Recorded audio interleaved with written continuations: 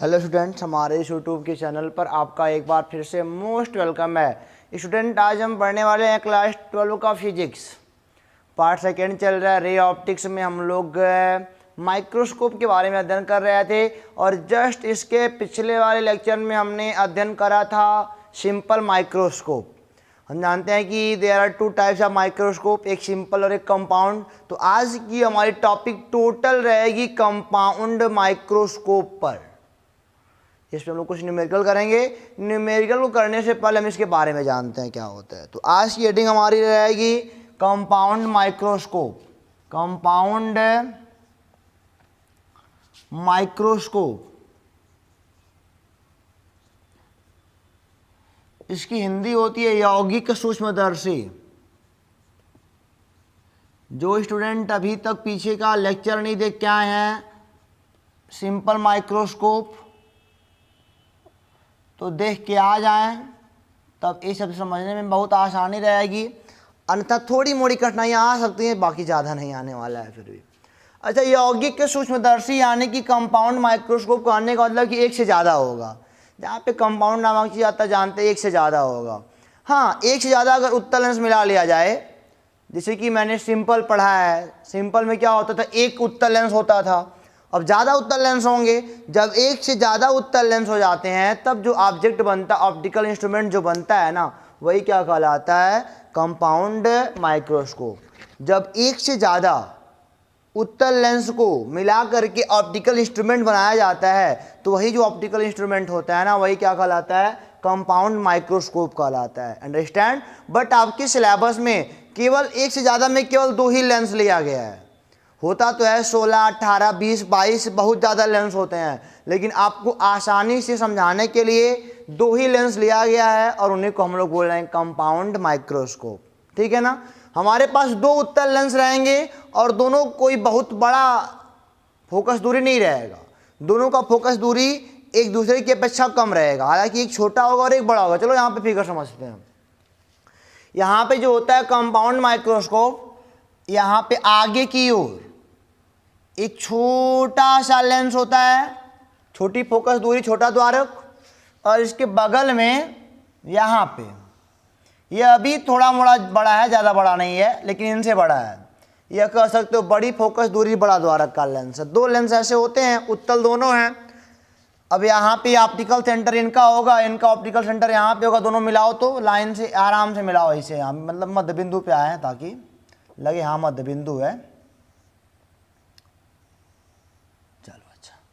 ऐसे दो लेंस होते हैं कॉन्वेक्स, दोनों ही उत्तल हैं। दोनों कैसे लेंस हैं, दोनों उत्तल लेंस हैं। चलिए, अच्छा, आपको कुछ बातें अगर लेंस के बारे में नहीं पढ़े हो तो बेटा थोड़ी मोड़ी दिक्कत हो सकती है। मैंने कहा ना, जो पीछे से सीरीज पूरा करते आ रहे हैं उनके लिए 0.1% भी दिक्कत नहीं हो सकती। चलो, अच्छा, जानते हो यही इंस्ट्रूमेंट है तुम्हारा, ये optical instrument, that is called compound microscope. चलो, अच्छा, यहाँ पे अपनी आई से देखते हैं। देखो, ये मतलब इस वाले लेंस की ओर वस्तु को रखते हैं और इस वाले लेंस की ओर अपना आई लगा करके देखते हैं।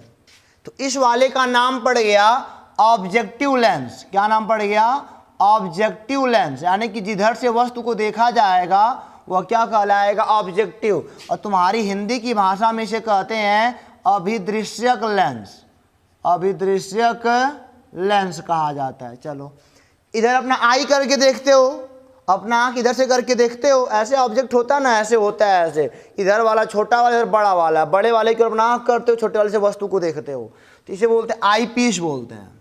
इसे क्या बोलते हैं, आई पीस। आई पीस माने होता है नेत्रिका।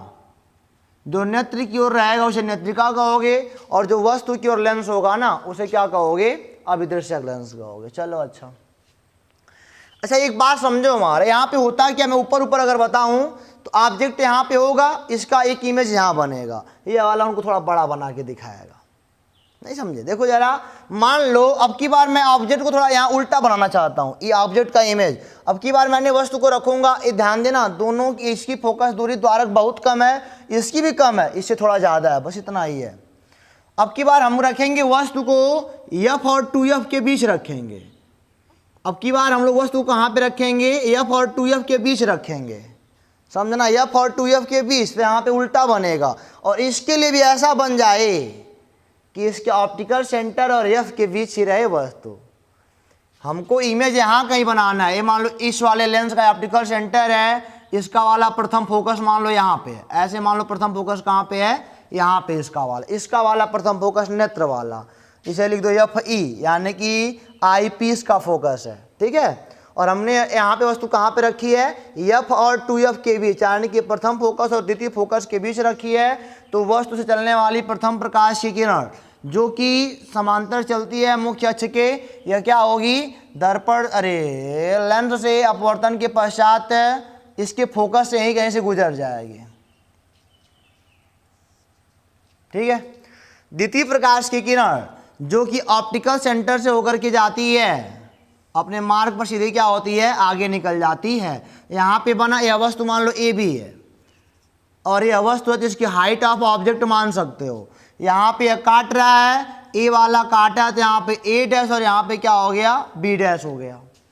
यहाँ से वस्तु की दूरी, चूंकि ऑब्जेक्टिव लेंस से वस्तु की दूरी इसे मानेंगे यूओ, क्या मानेंगे इसे, यूओ, यानी कि वस्तु की दूरी ऑब्जेक्टिव लेंस से है। चलो अच्छा, ये वाला इस वाले लेंस के लिए ये वाला इमेज आपको समझ में आया कि नहीं आया। हम पार्ट में तोड़ेंगे ऐसे, कहीं ऐसे एक पार्ट हमारा क्लियर होता है। अब ये वाला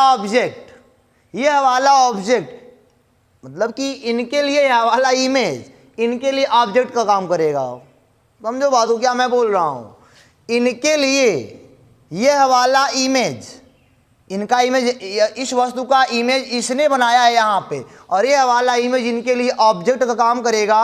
और इनके लिए यह ऑब्जेक्ट कहाँ पर है, ऑप्टिकल सेंटर और प्रथम फोकस के बीच है। तो इमेज कहाँ बनेगा, इधर ही बनेगा, इनसे बड़ा बनेगा, सीधा इन्हीं की ओर बनेगा। अरे पीछे वाला केस आपको नहीं याद है कि ऑप्टिकल सेंटर प्रथम फोकस के बीच अगर वस्तु होती है तो इन्हीं के पीछे बनता है, इन्हीं की ओर बनता है, इनसे बड़ा बनता है। अरे पीछे वाला ऐसे ऐसे यहाँ पे वस्तु आती है, इसका इमेज हम लोग यहाँ बनाते थे, वही वाला है तो, लेकिन नीचे थोड़ा है। और क्या, यहाँ से प्रथम में किरण ऐसे जाएगी और क्या होगा, अपवर्तन के पश्चात फोकस से क्या हो जाएगी, ए ऐसे फोकस से गुजर जाएगी, जो भी इनका फोकस होगा। द्वितीय किरण जो कि ऑप्टिकल सेंटर से जाएगी वो कहीं ऐसे मिल जाएगी, ऐसे गुजर जाएगी। ये डाइवर्जिंग रेज होगा, नहीं, diverging rays, diverging rays can never meet, कभी मिल नहीं सकती। तो इनको हम पीछे बढ़ाएंगे ऐसे,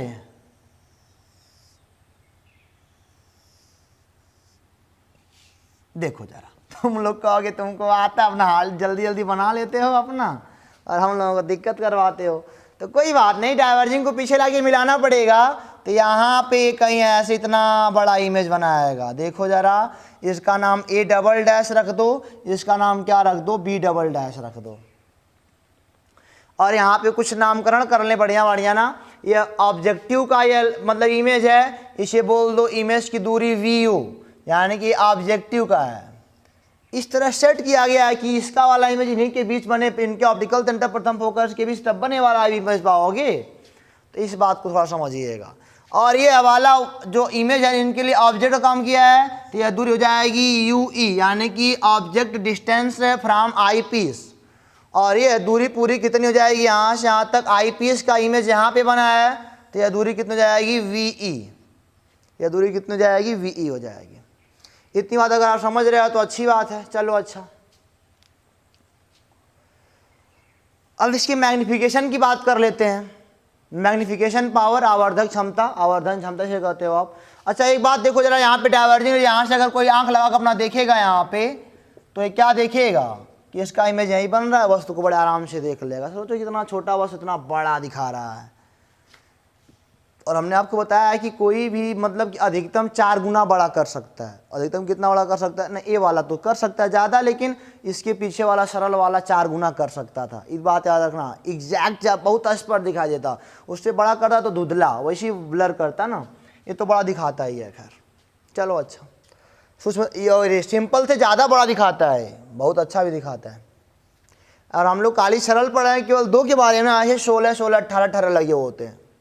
सोचो कैसे बनता होगा, क्या बनना है सब तो हमको पता ही है। चलो अच्छा एक काम करते हैं, इशारे नामकरण तो हो गए हमारे। मान लो इनका फोकस क्या हो, एफ आई मान लो, focal length of eyepiece, इसका फोकल लेंथ मान focal length of objective lens. यहाँ तक अगर आपको बात समझ में आती है तो चलो देखो जरा, आपको अल्फा और बीटा अगर याद है, अल्फा और बीटा, अल्फा तो एक मतलब की फिक्स वैल्यू होती है कि दर्शन कोण, विजुअल एंगल फ्रॉम ऑब्जेक्ट, और कहाँ पे एग्जैक्ट डी पर रखा होता है तो कांस्टेंट है, मतलब ये फिक्स चीज़ है। और बीटा क्या होता है, फाइनल इमेज का हमारे आंख से बना कोण। फाइनल इमेज का हमारे आंख से बना कोण कितना है, यह वाला ना है, यह कितना, इसे बीटा कहते हो, यही बीटा है। तो बीटा के बारे में अगर मैं चर्चा करूं तो tan बीटा बराबर क्या होगा, tan बीटा बराबर, अब देखो ये हवाला पूरा देखोगे, अगर ये ऐसे पूरा देखोगे तो क्या दिखेगा, कहोगे लंब बटा आधार है, पूरा आधार है, वे बोल दोगे, क्यों जी, कोई दिक्कत तो है नहीं, आपको बोल सकते हो। और हाँ, tan बीटा अप्रॉक्स में बीटा के बराबर होगा, ये बात समझ लो। मैंने कहा है ना, इन सबको देखने के लिए आप बहुत छोटी चीज़ लगाते हो, बहुत छोटा, और कितना बड़ा कर सकते हैं हमको बस दिखाई देगा ना, उसके लिए बीटा tan बीटा लगभग बीटा के बराबर। अगर इतना छोटा वस्तु है तो इतना बड़ा इमेज करके दे सकता है, तो कितना होगा ये बीटा tan बीटा tan, अरे बीटा के बराबर मान सकते हो। तो tan बीटा बराबर होता है क्या वास्तव में, लंब बटे आधार। तो लंब चाहे हाई वाला लो चाहे हाई वाला लो, इस वाले लेने को थोड़ा सा आराम है, तो कहोगे सर ए डैश बी डैश, ये हो जाएगा लंब, और आधार कितना है, यही वाला आधार है, यू ही हो जाएगा हमारा आधार। चिन्ह का खेल यहाँ पे है नहीं, यहाँ पे चिन्ह एंगल है, तो चिन्ह क्या खेल क्या करना। चलिए अच्छा, अब ए डैश बी डैश की हमको वैल्यू चाहिए कि वास्तव में ए डैश बी डैश है क्या, ए डैश और बी डैश की हमको क्या चाहिए, वैल्यू चाहिए। चलो अच्छा, tan अल्फा पहले देख लो। अच्छा, tan अल्फा लगभग अल्फा के बराबर ही होगा, ये तो फिक्स चीज़ होती है ना। tan अल्फा के लिए क्या करना है, tan अल्फा अल्फा के बराबर ही होता है। अरे भाई ऐसे देखो जरा, यहाँ से आई है, यहाँ पे ऑब्जेक्ट है, ए अल्फा अगर है तो एच ऑब्जेक्ट, और tan अल्फा बराबर क्या हो जाएगा, ऑब्जेक्ट अपान, इसके लिए ऑब्जेक्ट यही तो है, ऑब्जेक्ट की लंबाई यही है ना, समझो बात को, ऑब्जेक्ट की लंबाई यही है, लेकिन ये हम थोड़ी अल्फा मानेंगे। अल्फा के लिए डी पर होना आवश्यक है, इनके बीच की दूरी डी होना चाहिए, तो हम एच ओ अपान क्या करेंगे, tan अल्फा और डी कर देंगे, तो यानी कि हो जाएगा एच ओ अपान डी हो जाएगा। क्यों जी, या अब इसको मत सोचना कि अल्फा है, क्योंकि ये पता नहीं कितनी दूरी पर, और अल्फा के लिए दूरी फिक्स होती है कि डी पर होना चाहिए, डिस्टेंस पे, डिस्टेंट पे, स्पष्ट दूरी की न्यूनतम, अरे स्पष्ट दृष्टि की न्यूनतम दूरी।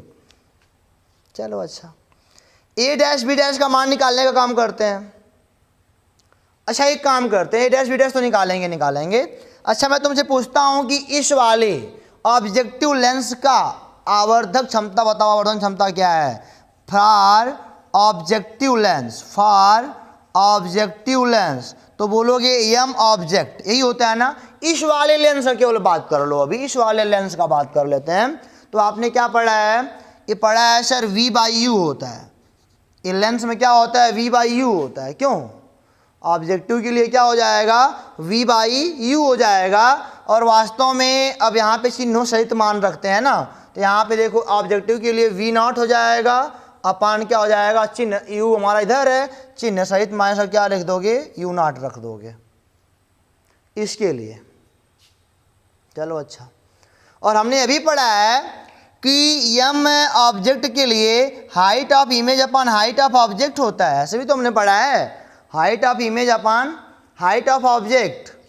और यहाँ भी वही खेल है, देखो हाइट ऑफ इमेज किधर है, नीचे, और ये वाला ऊपर, भी चिन्ह बदल जाएगा, यानी कि हाइट ऑफ इमेज माइनस के साथ ये वाला हो जाएगा हाइट ऑफ ऑब्जेक्ट। क्या आपको अच्छे से दिख रहा है, हाँ आप अच्छे से देख पा रहे हो, चलो अच्छा कोई बात नहीं। अच्छा इन दोनों को अगर मिलाया जाए तो हम कह सकते हैं यहीं पे कि v u upon u o minus का इक्वल टू माइनस का एच आई अपान क्या हो जाएगा, एच ओ ए कट गया, v u upon u o. अब देखो जरा, ये v u upon u o, v u क्या है, अभिदृश्यक लेंस से इमेज की दूरी, और यू क्या है, अभिदृश्यक लेंस से वस्तु की दूरी। H i height of image कितना है, a dash b dash, height of object कितना है, हाइट ऑफ ऑब्जेक्ट तो एच ओ ही है। चलो अच्छा, यहाँ से ए डैश बी डैश का मान तुम पा जाओगे v o into h o upon u o, आ गया ना। चलो अच्छा, अभी ये वाली वैल्यू यहाँ पुट कर लो तो हो जाएगा, इसलिए बीटा बराबर ए डैश बी डैश का मान जरा रख लो, तो v o h o upon u o, और इसका यू यहाँ पे पड़ा ही पड़ा है, क्यों जी। अब बीटा का मान भी निकल गया और हमारा अल्फा भी पड़ा हुआ है, अल्फा भी पड़ा हुआ है हमारा। अब हम जानते हैं कि आवर्धक जो होता है, आवर्धक क्षमता जो होता है सूक्ष्मदर्शी का, माइक्रोस्कोप का, कंपाउंड माइक्रोस्कोप का, हमको पता है beta upon alpha, visual angle from image. कहाँ से? विजुअल एंगल एक बार इमेज से, अब बटे विजुअल एंगल कहाँ से? जब ऑब्जेक्ट आपका डी पर हो। पीछे कल वाले लेक्चर में, यानी कि जस्ट पिछले लेक्चर पढ़ के आए हो आप। तो यहाँ पे क्या होता है? बीटा अपान अल्फा। तो यहाँ से हो जाएगा आपका एम जो होगा कंपाउंड माइक्रोस्कोप का, हो जाएगा बीटा कितना है? V o h o upon u o u e बटे ये अल्फा कितना है? H o by D. H o by क्या है? डी है। एच ओ से एच ओ कैंसिल, तो हो जाएगा माइक्रोस्कोप का पूरा हो जाएगा, इस कंपाउंड माइक्रोस्कोप का वी ओ बटे u o into D by क्या हो जाएगा? You E. डी बाई क्या हो जाएगा? यू। ये हमारा होता है कंपाउंड माइक्रोस्कोप का मैग्निफिकेशन पावर होता है, समझ गया ना। अच्छा एक बात समझो जरा, अगर मैं कह दूं ये हवाला टोटली एक सिंपल माइक्रोस्कोप है तो कुछ गलत नहीं होगा। अभी सिंपल क्यों है? क्योंकि इस आपको भुला जाए, खाली ऑब्जेक्ट को याद करो तो ये किसकी तरह बिहेव करता है? सिंपल की तरह बिहेव तो करता है। तो यह क्या हो गया? हमारा एक सिंपल माइक्रोस्कोप हो गया। इसको अगर मैं जो आई पीस है ना, आई पीस को हम कह सकते हैं it is behave like a simple microscope. तो वास्तव में वही तो है। अगर इनको भूल जाओ, इस ऑब्जेक्ट को याद करो, इस ऑब्जेक्ट को थोड़ा मैग्नीफाई कर दे रहा है, एंगल बड़ा कर दे रहा है, बस तभी हम आज देख पा रहे हैं अच्छे से। यही तो है, कुछ है थोड़ी ना। तो हो जाएगा अच्छा एक बात और, ये तो होगा ही होगा, माइक्रोस्कोप कंपाउंड माइक्रोस्कोप का जो मैग्निफिकेशन पावर होगा ये तो होगा v o upon u into D by u. D क्या है? 25 सेंटीमीटर। वी ओ क्या है? अभिदृश्यक से इमेज की दूरी। यू ओ क्या है? अभिदृश्यक से वस्तु की दूरी। यू ई क्या है? इस नेत्रिका से वस्तु की दूरी। किताबों में यहाँ पे माइनस लगा देते हैं, लेकिन सवाल जब लगाओगे ना तो किताब वाले कहते हैं चिन्ह को भूल जाओ।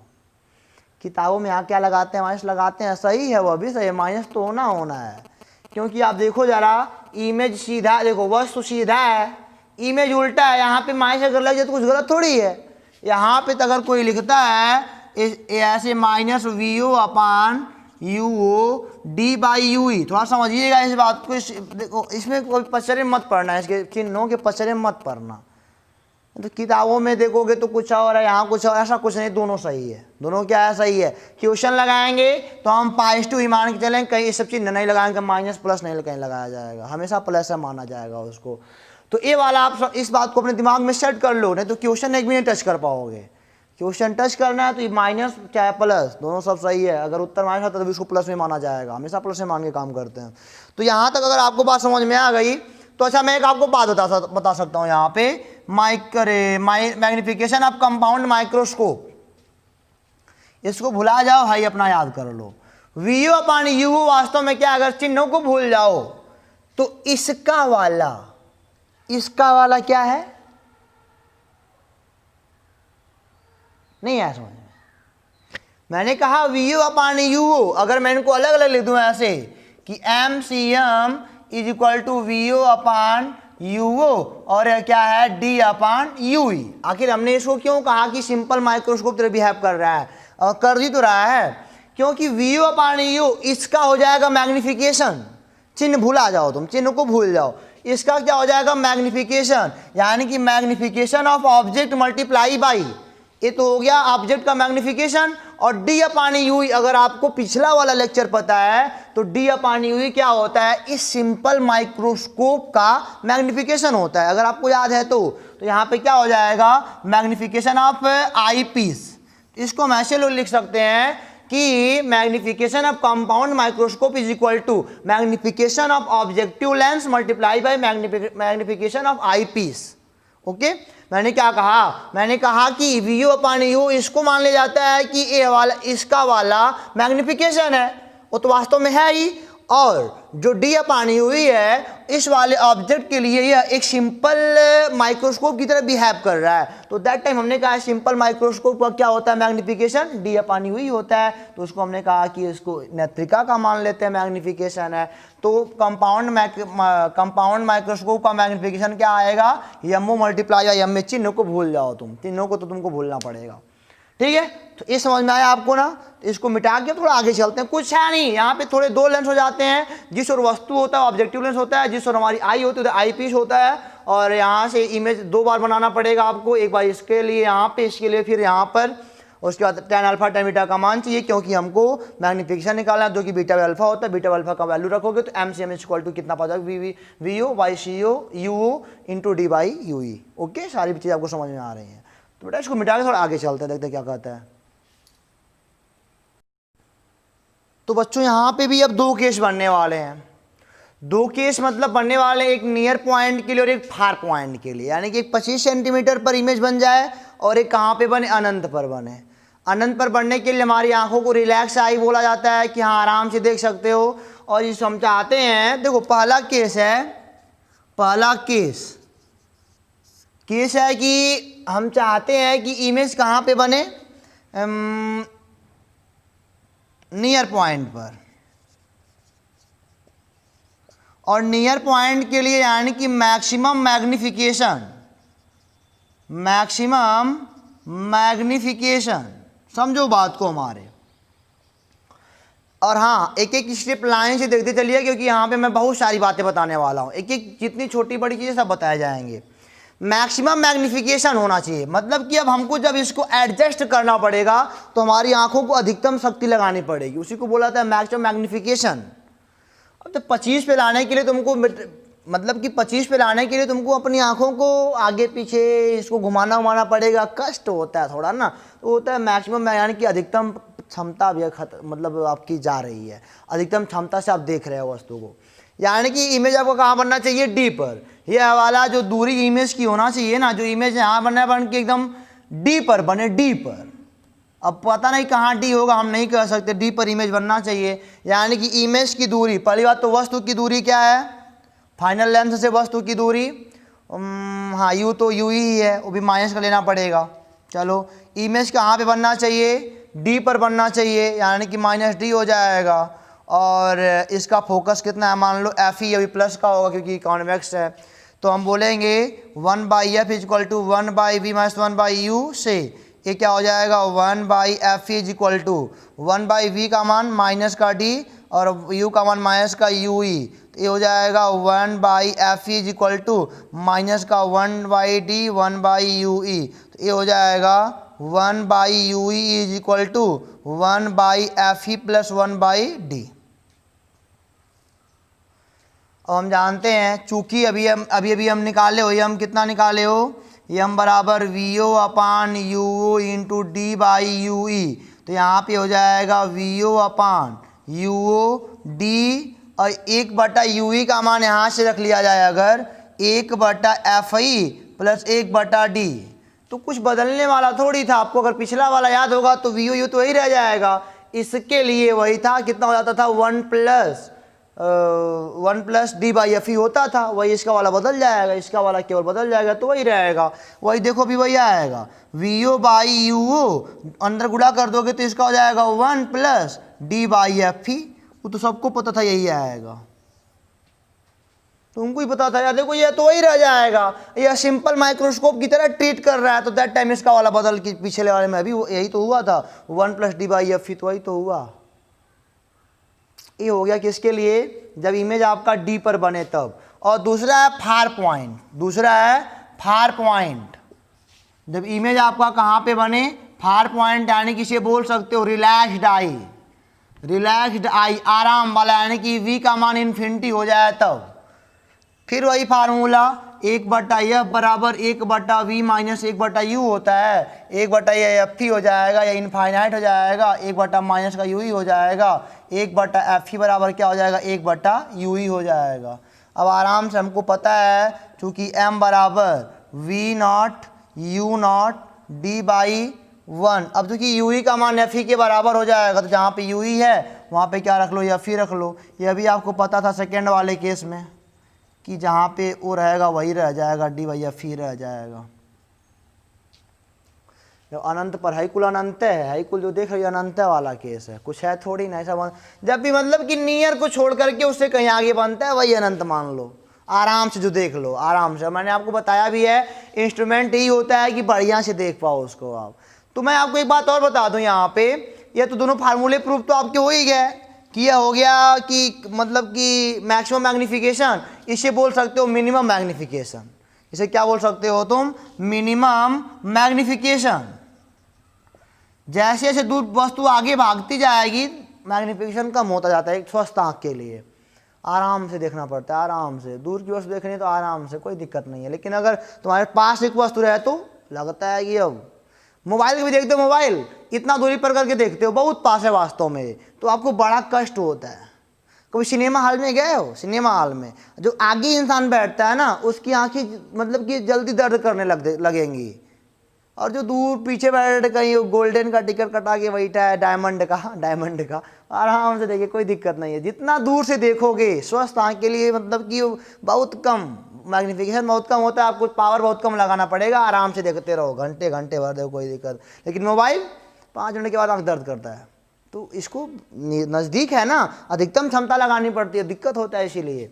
चलो अच्छा, m बराबर क्या हो गया, v o u f D, इससे भी हो गया अपना हो गया। अब समरी आपको दिखाने वाले हैं, बट समरी को दिखाने से पहले आपको मैं एक बात और बता दूं, कभी कभी एग्जाम में ऐसे बोलता है कि अभी अभी आपने पढ़ा है ना, m बराबर m o into m e proof करो, ऐसे एग्जाम में बोल देगा बोर्ड वाले में कि किसी कंपाउंड माइक्रोस्कोप के लिए m बराबर m o into m e proof करो, यह भी से वो पूछ सकता है ऐसे।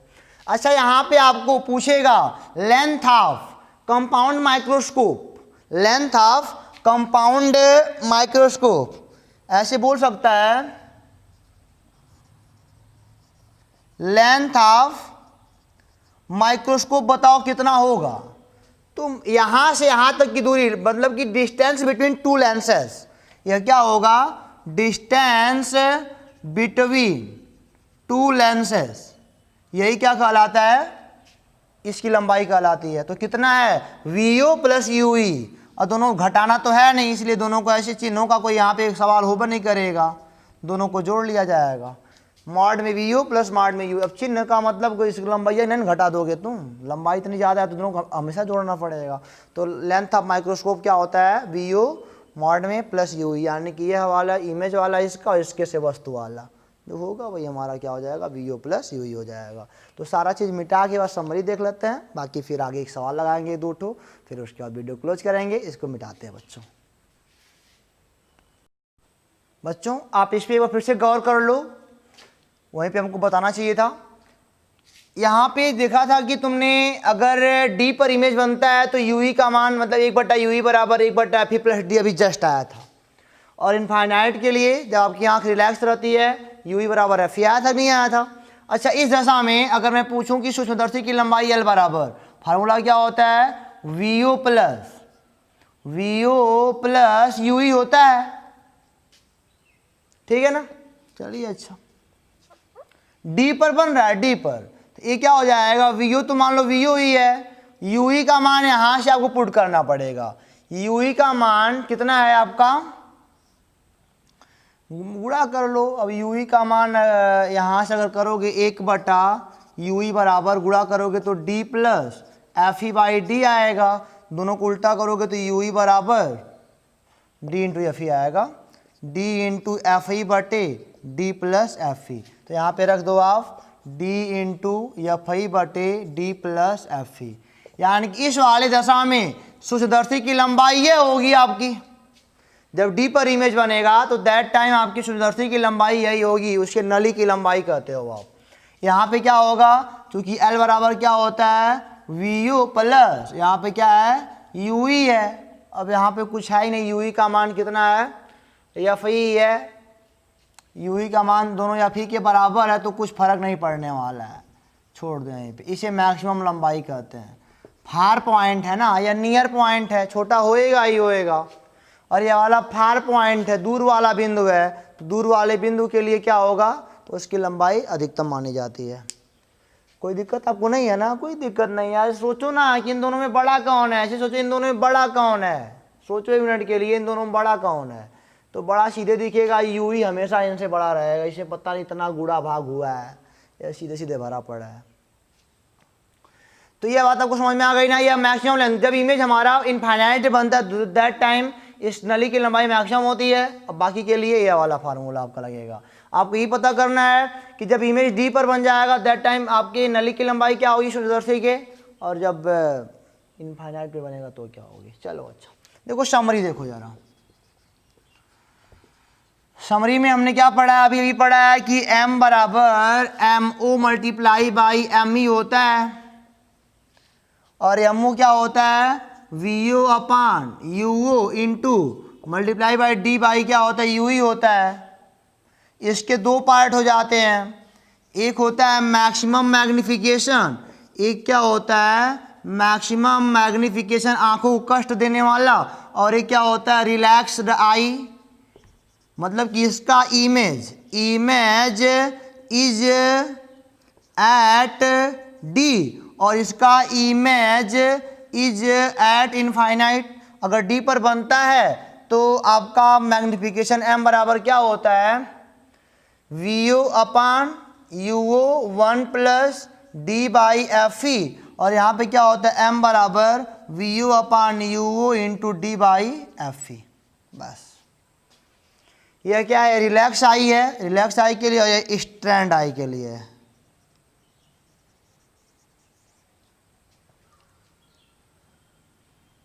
ठीक, बस ये इसका मैग्निफिकेशन है, मैक्सिमम के लिए मिनिमम मैग्निफिकेशन हो सकता है आपके लिए। ओके, अब कुछ सवाल वाल किए जाएं इस पर, आपकी इजाज़त है कुछ सवाल वाल कराएं आपसे। इसको मिटा के सवाल लगाते, देखिए क्या हाल सवाल का है। ठीक है, इसको मिटाते हैं तब। तो बच्चों आपके सामने एक खूबसूरत सा क्वेश्चन पड़ा हुआ है, आपको अगर आता है समझ में तो लगाइए आराम से, हम रुके हुए हैं। ठीक है ना, पढ़िए लगाइए, समझ में आता है तो, नहीं आता तो हम लगाते हैं। आपको आता है मैं मानता हूँ।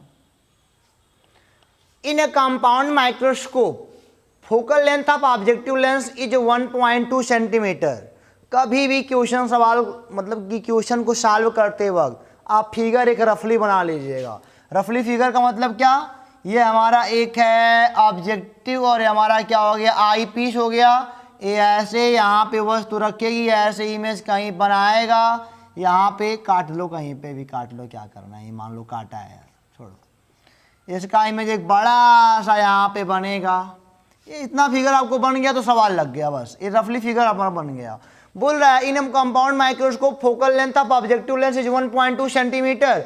ऑब्जेक्टिव लेंस का फोकल लेंथ कितना है, FO। अगर यहाँ पे मैं लिखूँ ऑब्जेक्टिव के लिए मैं सारा काम कर रहा हूँ तो फोकल लेंथ यह बराबर हो जाएगा FO, पॉजिटिव ही रहेगा तो मतलब कि कॉन्वेक्स है, यहाँ तक चिन्ह का यूज करना है। And focal length of eyepiece is 3 centimetre. Eyepiece का यहाँ पे देखो जरा, आई पीस का फोकल लेंथ यानी कि F बराबर F ही हो जाएगा। अरे यदि है 1.2 सेंटीमीटर और यदि है 3.0 centimetre. When object is kept at 1.2 centimetre in front of objective, objective के फ्रंट पे यहाँ से ऑब्जेक्ट कितना है UO का मान आपको दिया है माइनस का 1.25 सेंटीमीटर, क्योंकि रे उधर जाएगी तो बस इधर नाप रहे हो आप। चलो अच्छा, कह रहा है final image is formed at infinite. Final image कहाँ पे बन रहा है, इनफाइनाइट पे बन रहा है। ये इमेज बेटा इसके लिए आई पीस के लिए इमेज इनफाइनाइट पर है, कोई दिक्कत है ही नहीं। यानी कि सेकेंड केस रिलैक्स आई वाला है, find magnifying power of microscope बताना है। तो हमने कहा एम बराबर क्या होता है, VO upon UO into D by क्या होता है UE। अब बेटा UE तो होता ही होता है, बट ये इनफाइनाइट का केस है ना, तो ये क्या हो जाएगा D बाई F ही हो जाएगा। कोई दिक्कत किसी को हो तो बताइएगा, अगर किसी कोई दिक्कत हो तो बताइएगा। चलिए अच्छा, चलो D का मान कितना 25 सेंटीमीटर, FE का मान कितना 3 सेंटीमीटर मल्टीप्लाई बाई UO का मान कितना है 1.25, यहाँ पे चिन्ह नहीं रखना। वीओ का मान सर से नहीं पता है, वीओ का मान कैसे निकलेगा? इसके लिए इमेज कहाँ बनेगा वही तो बताना है। 1/f is equal to 1/v minus 1/u लगाओ तो ये क्या हो जाएगा? 1/fo is equal to 1/vo minus 1/uo, भी माइनस के साथ लगाना पड़ेगा। तो ये हो जाएगा,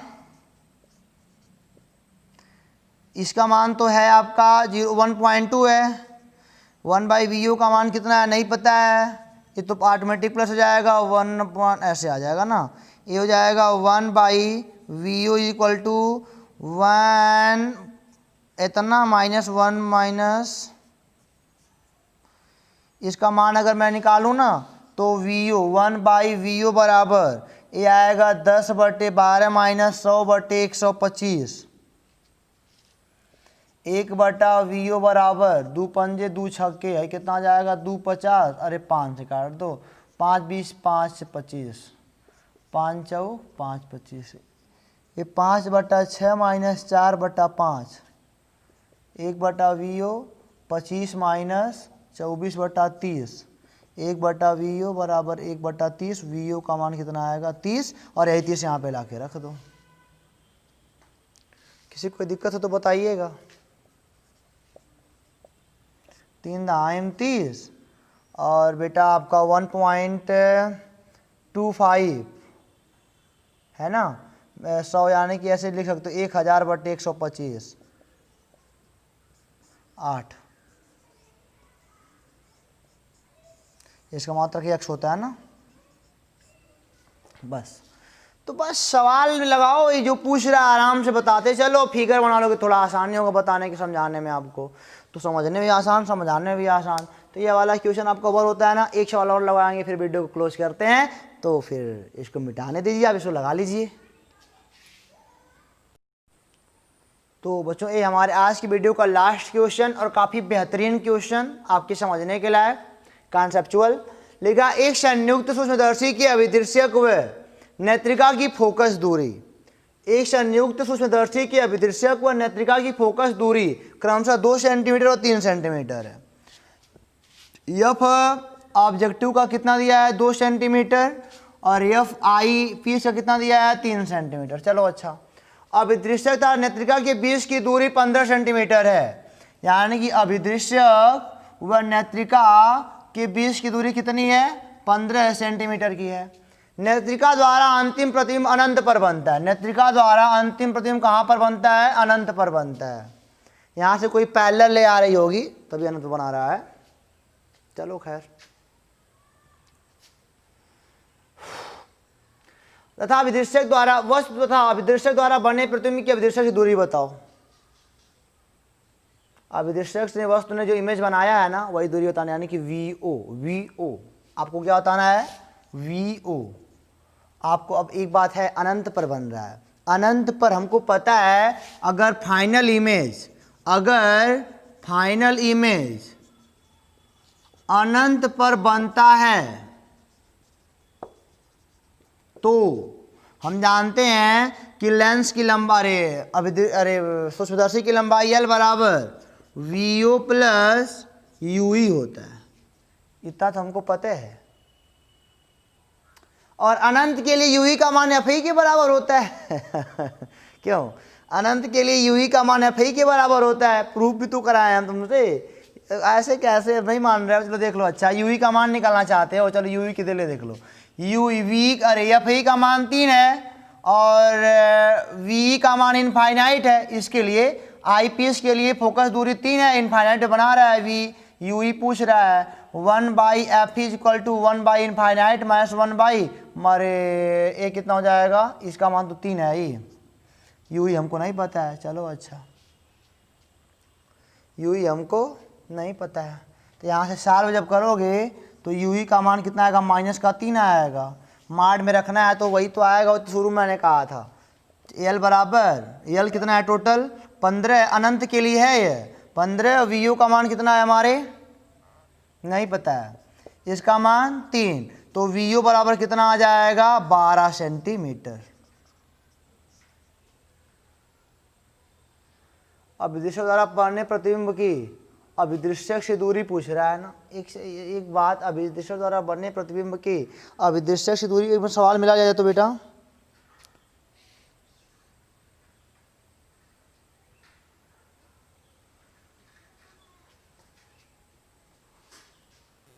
थोड़ा क्वेश्चन बढ़िया से पढ़ने पर लगा कि वस्तु तथा अभिदृश्यक द्वारा बने प्रतिबिंब की वस्तु की भी दूरी अभिदृश्यक से प्रतिबिंब की दूरी, अभिदृश्यक से वस्तु की दूरी बतानी, यू ही बाकी अभी बचा है, यू बताना है। तो यहाँ भी लगा दो फार्मूला इसके लिए, अभिदृश्यक के लिए फॉर ऑब्जेक्टिव लेंस 1/FO बराबर 1/VO माइनस 1/UO। तो FO का मान कितना है, 2 है, VO का मान कितना है, VO का मान 12 है, माइनस 1/UO। तो इधर आ जाएगा 1/UO बराबर 1/12 माइनस 1/2, 1/UO बराबर यह आ जाएगा 12, 6 minus 4, 6 minus 12 sorry 1 minus 6 minus का 5/12। ये UO बराबर आएगा माइनस का 12/5 बराबर माइनस का 2.4 सेंटीमीटर। यानी कि यहाँ से ऑब्जेक्ट हमारा 2.4 सेंटीमीटर और इसका इमेज कहाँ पे बनाए हो, 12 सेंटीमीटर पर। ये सब तुमको पता ही है। अच्छा एक बात और, कभी कभी ऐसा भी आपके क्वेश्चन में हो सकता है कि आपका जो चिन्ह कंट्राडिक्ट का थोड़ा बड़ा अलग है, ये प्लस में आ जाए, तो घबराना मत। कभी कभी सवालों में आपके ऐसा हो सकता है, हालांकि होना नहीं चाहिए, लेकिन कभी कभी ऐसा हो भी जाए कि यू का मान प्लस में आने लगे, तो घबराना मत। आपको इमेज दिख रहा है ना क्या क्या हो रहा है, इमेज से काम करना। ये प्लस में आ सकता था, तो प्लस में आने का मतलब थोड़ी है कि वस्तु इधर कहीं रहेगी ना, कभी नहीं रहेगी, वो जहाँ पे है वहीं पे रहेगी, भले प्लस में आ गया तो क्या करूँ मैं, ठीक है। क्योंकि कभी हम जानते हैं कि अब सूत्र का सीधे प्रयोग किया, जितने भी हमने फार्मूले प्रूव किए हैं सब में चिन्ह का प्रयोग कर डाला हमने। तो सूत्र का सीधे प्रयोग करते हैं तो यू ही को माइनस में नहीं लिखते कभी भी, यानी कि जैसे 1/FE बराबर 1/V माइनस 1/UE लिखना है ना, तो हम लोग जो फार्मूला प्रूव करें यहाँ भी माइनस लगा के करें, यहाँ भी माइनस लगा दिए हैं, लेकिन यहाँ पे वास्तव माइनस थोड़ी लगता है, लेकिन हम लोग लगा किए हैं ना, क्योंकि हमको इमेज बना के काम कर रहे थे। तो कभी भी अगर ऐसा आता है कि यहाँ पे तुम प्लस का अगर उत्तर आ जाए तो यह बिल्कुल मत जानना कि तुम्हारा उत्तर गलत है, तुम्हारा उत्तर 100% सही है तुम्हारे इमेज के हिसाब से। कभी कभी ऐसा बच्चे गलती कर जाते हैं, लेकिन होता नहीं है ऐसा, हालांकि होता नहीं है, लेकिन कभी कभार ऐसा हो भी तो परेशान मत होना कि हमारे पास अधूरी जानकारी है, कभी नहीं। प्लस में तब भी इमेज ख्याल से हाँ इधर बैठेगा, इतना दूरी पर बैठेगा। ओके, तो फिर मिलेंगे बच्चों आपसे अगली वीडियो में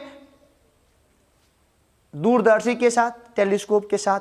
तब तक के लिए आप पढ़ते रहो, हंसते रहो, और इसके जितने भी क्वेश्चन हैं साइड बुक, तुम्हारी बुक जो भी है सबसे लगाते रहो। All the best.